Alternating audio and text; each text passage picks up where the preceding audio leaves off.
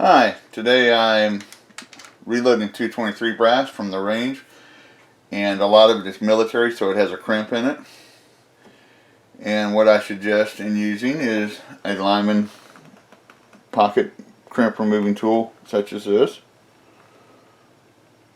And what I'll do is I'll stick it into the primer pocket, twist it, put some pressure on it, and remount that primer pocket. Then go back to reseat my primer. And it fits in just right. As you can see now, I've got a perfectly pieced of prime brass. Thank you and have a good day.